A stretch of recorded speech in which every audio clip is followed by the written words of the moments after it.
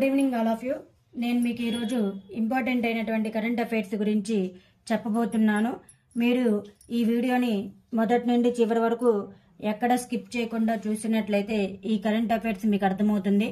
అలాగనే ఈ వీడియో మీకు నచ్చినట్లయితే లైక్ మరియు సబ్స్క్రైబ్ చేసుకున్నట్లయితే డైలీ కరెంట్ అఫైర్స్ మీకు నోటిఫికేషన్ రూపంలో అప్డేట్ అవుతూ ఉంటాయి.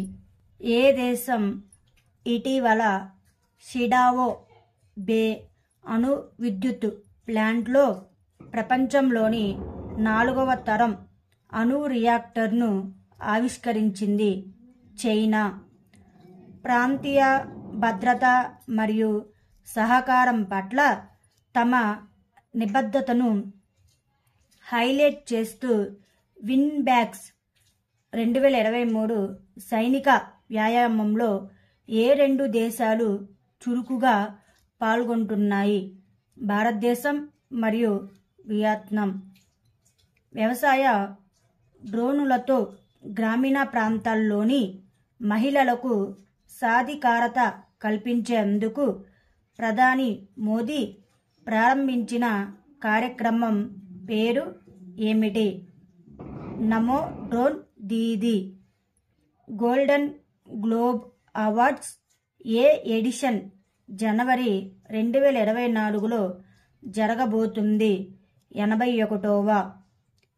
ఎన్సిఆర్బి నివేదిక ప్రకారం సురక్షితమైన నగరాల ర్యాంకింగ్స్లో ఏ నగరం 2వ స్థానంలో నిలిచింది? పూణే.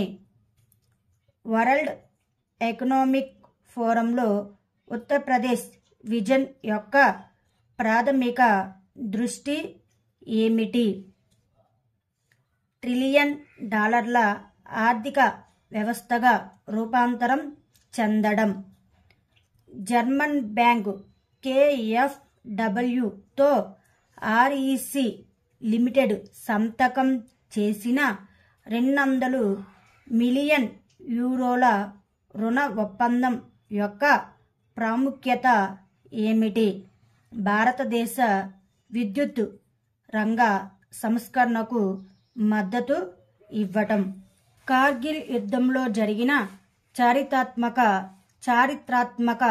సైనిక విజయానికి నివాళులర్పించేందుకు భారత సైన్యం ఎక్కడ ఆనర్ రన్ను నిర్వహించింది? న్యూఢిల్లీ. భారత నావికాదళం ఏ తీరంలో ద్వైవార్షిక ప్రస్థాన్ విన్యాసాన్ని నిర్వహించింది? Mumbai beach. November month ICC Player of the మంత్గా ఎవరు ఎంపికయ్యారు?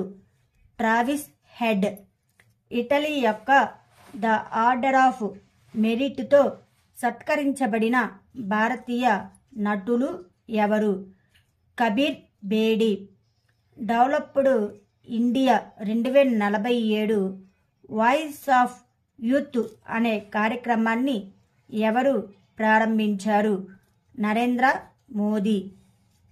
Change Makers of the Year 2023 జాబితాలో ఏ రాష్ట్ర ముఖ్యమంత్రి పేరు పెట్టారు? హిమాచల్ ప్రదేశ్. ప్రధానమంత్రి నరేంద్ర మోదీ ఆవిష్కరించిన ఆత్మ nirbhar Bharat centre for design ఉద్దేశ్యం ఏమిటి? భారతీయ నగరాలను సాంస్కృతికంగా సుసంపన్నం చేయడం.